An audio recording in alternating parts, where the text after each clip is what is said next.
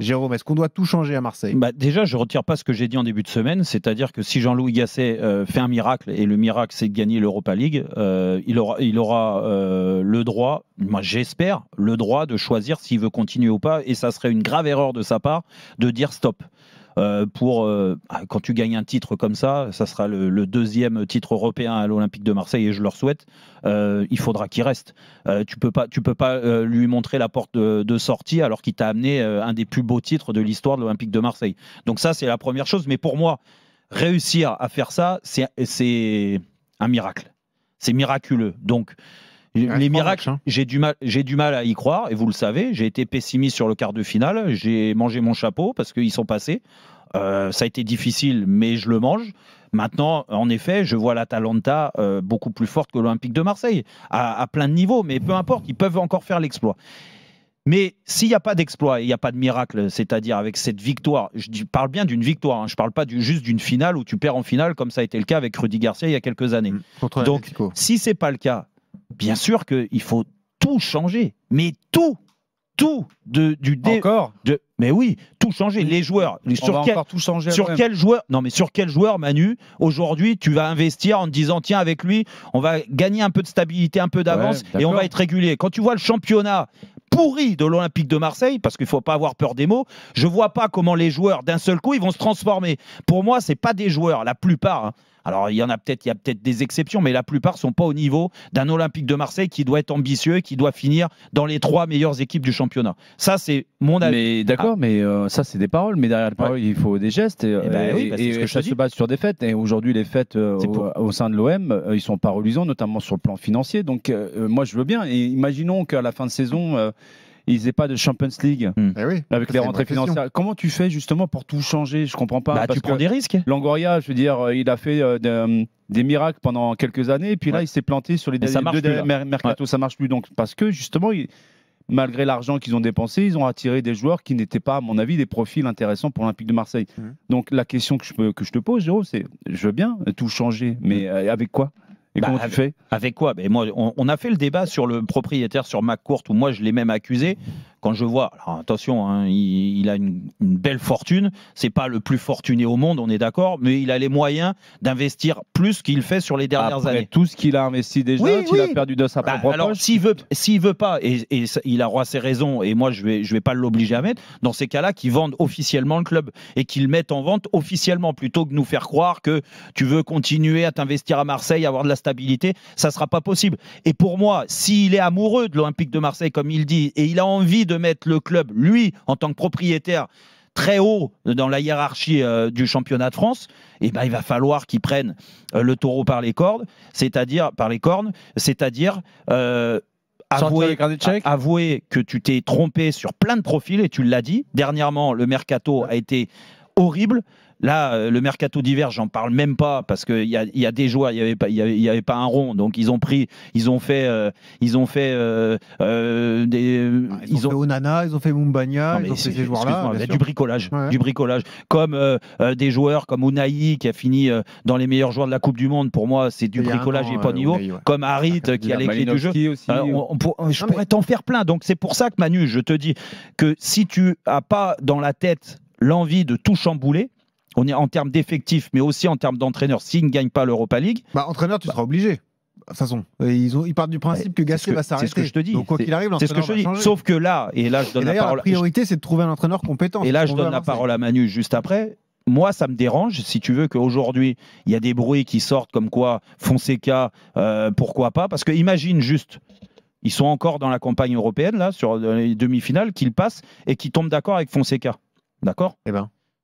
Écoute, et si Jean-Louis Gasset gagne l'Europa League, la différence, c'est que Gasset connaissait la mission au départ. Même s'il gagne le trophée. Mais c'est respectueux.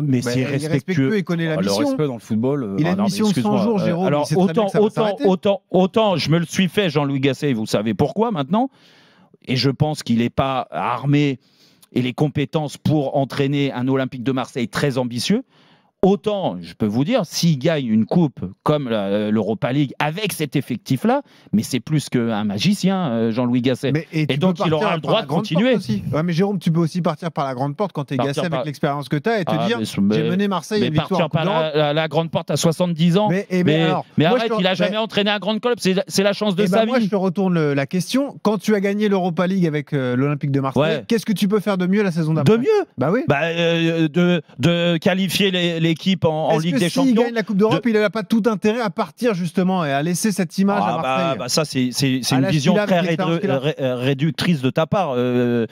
Heureusement que les entraîneurs ne pensent pas comme ça. À 70. Aimé Jacquet part sur une finale de Coupe du Monde. Excuse-moi, Aimé Jacquet, il a entraîné tous les meilleurs clubs en France. Il a eu des résultats aussi, rappelle-toi. Tu étais très jeune avec Bordeaux, avec ceci. Et Aimé Jacquet, il est parti en effet par la grande porte. Jean-Louis Gasset, on ne peut pas dire qu'il a eu des émotions très fortes avec des clubs où il était entraîneur numéro 1. Je suis même pas certain qui voudraient rempiler même en remportant l'Europa League. Non, parce que quand je vois toutes ces conférences de presse depuis son arrivée, ça a été un petit peu les montagnes russes, quoi. On est passé par les émotions. Il parle toujours comme ça. Mais Manu, toi, non, mais je pense qu'il a bien conscience qu'avec cet effectif-là, alors il faut tout changer, pour toi, Marseille. Parce que si on suit ton raisonnement, imagine, comme tu dis, ils gagnent l'Europa League, ça veut dire que l'année prochaine, ils sont qualifiés en Champions League. Oui. Les problèmes qu'on a rencontrés cette saison, ils vont se répéter l'année prochaine parce que Marseille, quand même, il me semble qu'ils sont endettés. Ils ont besoin aussi de vendre des joueurs. Il n'y a pas beaucoup de joueurs qui vont vendre marchande. Mais c'est ce que je te dis. Oui, mais tu as une entrée d'argent avec la Ligue des Champions. Avec la Ligue des Champions, oui, d'accord. Mais il y a quand même beaucoup de joueurs qui sont, pour moi, relativement insuffisants quand tu dois porter le maillot de l'Olympique de Marseille. Ouais. Donc tu es d'accord avec moi, il faut leur mettre de l'argent en termes de talent et en termes de personnalité. Mais si tu prends ton raisonnement à l'inverse, imaginons ils ne gagnent pas la Coupe d'Europe et ils terminent même pas dans les places européennes. Donc ils repartent de zéro avec un nouvel entraîneur. Tu peux pas te dire je reconstruis un effectif, je le réduis en termes de nombre. En revanche, je conserve de la qualité. Et pourquoi c'est pas possible? Parce que quand tu joues tous les 3 jours avec Mais tu joues pas tous les 3 jours si t'as pas de Coupe d'Europe, t'as un championnat à 18. C'est ça le truc. Ah oui, c'est pour ça. Tu peux te dire j'ai un effectif plus restreint mais de qualité. C'est tout à fait possible. Et Longoria adore ce genre de mercato. Moi, je suis plutôt inquiet pour l'OM. Bon. 18h12 sur RMC. Parlons-en avec Greg, qui est un supporter de l'OM qui nous a appelé pour parler de ce sujet. Salut Greg. Salut Greg. Oui, bonsoir tout le monde. Bonsoir. Bienvenue Greg. Bon, est-ce que Marseille doit tout chambouler, Greg, alors? Il y a un sacré chantier quand même. Déjà, la première chose à prendre, c'est déjà un entraîneur qui va après construire son groupe avec ses idées. Mais bon, vu l'effectif qu'on a eu cette année, la pauvreté d'effectif, c'est quand même un petit miracle qu'on soit en demi-finale d'Europa League. Quand on voit le niveau technique des joueurs, on n'a pas été épargné par les blessures, certes, mais les niveaux techniques des joueurs, cette année, Longoria et son équipe, je pense qu'ils se sont salés sur le recrutement, quoi. Et d'être là, c'est un petit miracle d'être en demi-finale. Je pense pas qu'on soit qualifié. Je pense pas qu'on va être qualifié en Europe pour l'année prochaine. Tu seras qualifié que si tu gagnes l'Europa League. Oui, si on gagne l'Europa League. Mais bon, les gars, on est encore loin là. Non mais attends, Benoît, excuse-moi, je te coupe, mais Benoît, tu peux pas me dire la qualification européenne. On parle de la Conférence League à Marseille. Oui, mais c'est une Coupe d'Europe, Jérôme. Vu la situation du club, donc excuse-moi de penser que en effet, dans ma façon de voir les choses, où il faut tout bouleverser et tout changer. Je ne prends pas compte de la Conférence League ou pas la Conférence League, parce que pour moi c'est une tannée. Quand tu t'appelles Olympique de Marseille, tu ne peux pas construire juste parce que tu fais la Conférence League. Tu vois, tu es d'accord avec moi là-dessus? Je suis d'accord avec toi, même si c'est une compétition qui peut te procurer des émotions. L'année prochaine, les supporters de l'Olympique de Marseille, les joueurs de l'Olympique de Marseille, l'entraîneur de l'Olympique de Marseille, les dirigeants, tu veux que je te dise comment il va aborder la Conférence League l'année prochaine? Ils vont dire, mais priorité au championnat. Nous, notre objectif, c'est de finir dans les 4. La Conférence League, non, mais les gars, écoute, il y a 2-3 ans, on a fait la conférence League, ça nous a quand même porté des émotions. Exactement. On a vibré, on a fait des demi-finales. Exactement. Voilà, moi j'étais au stade et tout, ça reste quand même l'Europe. Oui, après les gars, se qualifier en Ligue des Champions, qu'est-ce qu'on va faire nous en Ligue des Champions quand on voit le niveau qu'il y a? Non, mais arrête, tu peux pas parler comme ça. Tu peux pas parler comme ça. Je suis désolé, arrête. Attendez les gars, 30 secondes. Est-ce que vous avez vu les matchs? Vous regardez Real, vous regardez City, tout. Oui. Mais c'est pas le même sport. Non, mais d'accord. Non, mais tu me parles des meilleurs. Non, mais attention. Technique. Mais non, mais tu me parles des meilleurs clubs européens. On est d'accord. Marseille n'est pas dans cette catégorie-là. Mais entre les 10 meilleurs clubs européens et le 11e et le 30e, me dis pas que Marseille, il peut pas s'infiltrer là-dedans. Regarde, je te prends l'exemple juste, type. La Real Sociedad, ils finissent premier du groupe de Champions League. Oui, c'est vrai. D'accord. Alors Marseille, avec le public, avec la ferveur, ils sont pas capables de faire ça. Ouais, mais attendez, la ferveur passe un moment. La ferveur, c'est bien beau, mais après, c'est des mecs qui sont sur le terrain. Mais même en termes de talent, et de moyens, quand tu vois là. Non, mais je suis d'accord avec toi. C'est des joueurs professionnels, ils n'arrivent pas à faire un contrôle, une passe. Eh ben, c'est pas de ma faute. C'est pas de ma faute si les dirigeants et si le président, il va te recruter Faris Moumbania au mercato d'hiver. Là, on est d'accord. Il n'y a pas que lui, parce qu'on peut parler sur toutes les lignes. Les Ounahi et tout. Attendez, vous avez vu la compo qu'on a affichée à Toulouse? Est-ce que vous avez vu la compo? Mais bien sûr qu'on la voit, la compo. Est-ce que vous avez vu sur les matchs, encore sur le banc, les joueurs qu'on a? On fait jouer des jeunes. Après, je comprends bien, mais c'est pas normal qu'à l'Olympique de Marseille, on n'ait pas de banc, on n'ait pas de joueurs. Mais t'as même pas une équipe type où ça vaut le coup. Je suis désolé, là tu me parles de certains joueurs, en effet le milieu de terrain, mais le pire c'est que celui qui a les clés du jeu, c'est Harit. Et moi j'entends même, il y a des mecs aujourd'hui qui ont été des grands entraîneurs et qui ont été des grands joueurs et qui sont consultants et qui arrivent quand ils commentent un match olympique de Marseille à te dire ah j'adore Harit, il est magnifique Harit, mais il a aucune stat Harit, il te donne pas une balle de but, il marque pas un but, mais le mec il est fantastique. Mais c'est incroyable de tenir ces discours là. Je suis désolé. On a été étonné cette année, c'est que tu commences une saison où tu as encore Balerdi, tout le monde lui a craché dessus, et c'est ton joueur titulaire. Et c'est ton joueur titulaire. C'est le joueur que tu as plus utilisé dans la saison. Donc, moi, je vais te dire, Greg, l'année prochaine, alors bien sûr que je te dis il faut virer tout le monde. Non, il y a des joueurs qui vont rester. En effet, non, mais il y a des joueurs qui méritent. Ce que je veux dire, Kondogbia, t'as intérêt à le garder. Avec un début difficile, mais là ça va mieux. Aubameyang devant, c'est la même chose. Derrière, tu le dis, Balerdi, ça te fait déjà la colonne vertébrale. Elle est un peu bancale cette année, on est d'accord, mais ça c'est déjà pas mal. Tu as le gardien à changer parce que pour moi, c'est pas un gardien digne d'un OM qui doit viser très haut. On est d'accord. Et après autour, tu pourras quoi? Regarde Klose, je sais pas s'ils vont le vendre Klose, mais Klose c'est quand même pas mal. Tu vois, il y a des joueurs. Verretou, moi c'est dur. Je suis dur avec Verretou parce que j'attendais autre chose de Verretou, mais ce qu'il fait c'est quand même pas mal par rapport à d'autres. Il court beaucoup, mais alors techniquement, tu vois encore le match là contre Nice, ça fait mal à la tête. Le ballon qu'il perd. Manu. Le mec, il est international. Faut se remettre un peu aussi les choses. International. Oui, il a fait la Coupe du Monde quand même. Mais le mec, le nombre de ballons qu'il perd. Après, Manu, pour toi, la priorité, il a fait des photos à la Coupe du Monde. J'ai pas compris. Non, je pose la question, Greg, à Manu, justement, pour savoir. Changer quoi, si la priorité, c'est de changer, d'aller chercher, quoi qu'il arrive, un entraîneur compétent, de construire les J'ai presque envie de te dire, et je réponds d'un côté, que. Je pense que l'année prochaine, ça devrait être une année de transition pour l'Olympique de Marseille. Et en ce sens-là, moi, j'aimerais que l'Olympique de Marseille ne participe pas à de Coupe d'Europe pour pouvoir se reconstruire avec un vrai effectif, tu vois, et jouer le championnat à fond. Ça va être le cas cette année. Sincèrement, s'ils sont encore qualifiés pour une Coupe d'Europe et qu'ils doivent jouer avec cet effectif-là, ils vont se planter une nouvelle fois. Ils n'auront pas les enregistrés, ils vont s'endetter, ils vont faire des coups foireux sur les transferts et compagnie. Là où je te rejoins, c'est s'ils font la Ligue des Champions en gagnant l'Europa League ou si ils sont qualifiés en Europa League à l'arrivée par le biais du championnat. C'est quasiment impossible par le biais du championnat, on est d'accord. Donc, ils vont se qualifier, s'ils se qualifient dans le meilleur des mondes par le championnat. La Conference League, me dis pas que c'est ça qui va te cramer. Non, en fait, la Conference League, ils n'ont pas l'effectif pour jouer tous les 3 jours. Ils n'ont pas l'effectif. Et d'ailleurs, s'ils font venir un nouvel entraîneur, qu'il en profite justement, s'ils n'ont pas de Coupe d'Europe, pour pouvoir une vision sur 2-3 ans. Tu vois. Oui, mais sauf que attention, le nouvel entraîneur. Là, on parle de Fonseca. Il y a des grands noms qui sortent. Et pourquoi Fonseca partirait de Lille s'ils sont qualifiés en Champions League? En plus, Fonseca, s'il part, ça veut dire que c'est pas bon signe, c'est pas un bon message envoyé aux supporters de Lille. C'est-à-dire que ça veut dire que tu vas dans un club qui ne l'est pas. Bah, ces joueurs majeurs, ils vont partir, ça veut dire. David va partir, Euro va partir, Chevalier va peut-être partir, et il y en a d'autres qui vont être courtisés parce que Zegrova, il va avoir du monde aussi. Quid de Cabella qui est en fin de carrière, est-ce qu'il va rester? Tu vois, donc en fait, il y a plein de joueurs qui vont se poser des questions, et c'est pour ça que l'entraîneur, il veut pas s'inscrire dans la durée à Lille. Mais pour venir à Marseille, parce que Fonseca, attention, il a une grosse cote européenne, hein. Oui. Il a des clubs italiens aussi. Hein.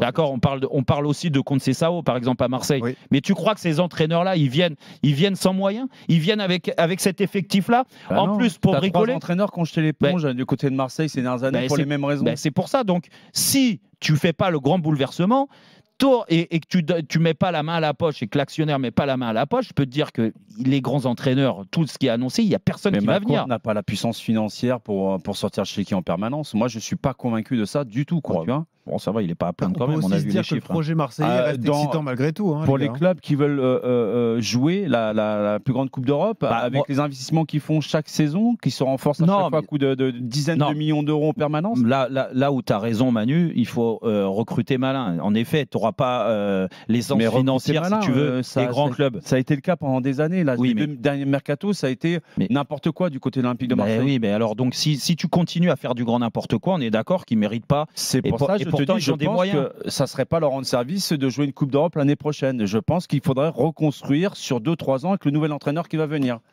Oui, mais à Marseille, tu sais que tu peux pas avec la pression populaire, tu n'as pas le temps. Tu le sais très bien, et c'est pour ça que c'est pour ça que les joueurs ne se rendent pas compte quand ils signent à Marseille. Je suis désolé.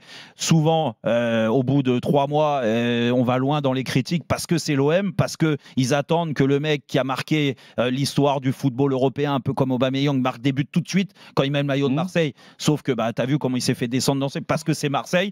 Ils en ont aucun d'Aubameyang, mais heureusement qu'il a réussi à s'adapter, à s'acclimater, et tant mieux pour l'Olympique de Marseille, il faudra s'en servir l'année prochaine. Mais quand tu me recrutes des joueurs qui sont pas au niveau, qui jouent dans des championnats norvégiens, danois ou je sais pas où, et qui brillent à moitié dans ces championnats-là et qui arrivent, et que tu les mets demain comme Faris Moumbania ou d'autres joueurs qui sont arrivés, bien sûr que c'est voué à l'échec, parce que ces mecs-là, ils se font descendre parce qu'ils sont pas au niveau de l'Olympique de Marseille, qui doit mettre l'OM tout là-haut. Parce qu'avec ces joueurs-là, parce que là, tu vas te les manger, hein.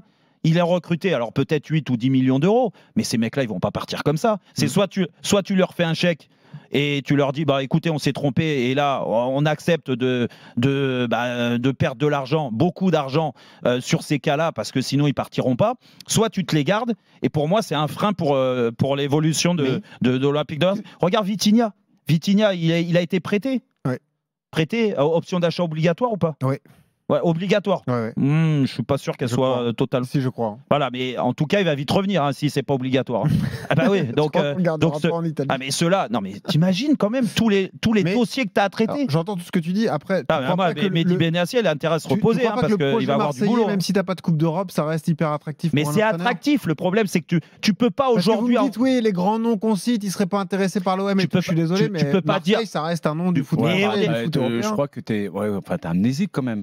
Pourquoi? Regarde ce qui s'est passé ces 3 dernières années, quoi. Que ça soit sur le banc, mais aussi au niveau des joueurs, de l'effectif.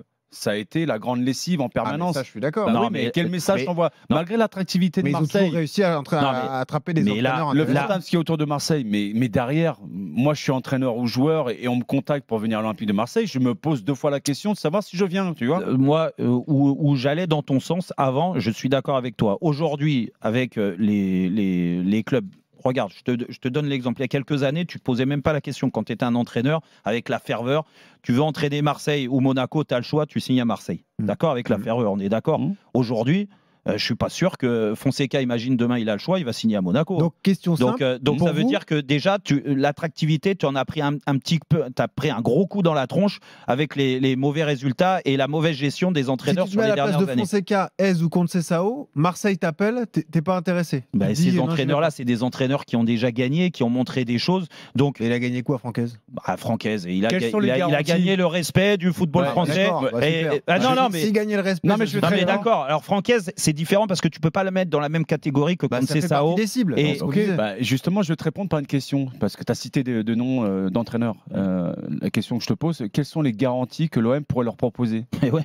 Les garanties, c'est justement ce que vous disiez Mehdi Benassia cette semaine quand il est venu chez vous, c'est qu'on veut un entraîneur sur le long terme et reconstruire un projet avec lui. D'accord, mais je te dis que je viens sur le long terme, j'entraîne Marseille depuis 4 ans et j'ai le temps d'imposer mes idées et mon travail. Mais comment tu peux dire des choses comme ça en sachant que ça fait des années que les entraîneurs se cassent, ils jettent l'éponge? Peut-être qu'ils ont appris de leurs erreurs. Moi, le discours en tout cas. Moi, je vais te dire, ce genre d'entraîneurs là, ils sont en droit d'attendre qu'il y ait un effectif. Je suis désolé, t'es Franck Est, tu t'écoutes quand Marseille t'appelle, j'imagine. Oui, mais dans Franck Est, il est dans un cocon à Lens, il travaille très très bien, il va aller dans l'enfer de l'Olympique de Marseille en sachant qu'il va être dans une machine à laver du matin au soir. Est-ce qu'il a pas atteint le maximum? Franchement, va aller chercher de plus? Moi, je vais te dire, vu la personnalité de Franck, et il fait un travail remarquable à Lens, et Manu a raison.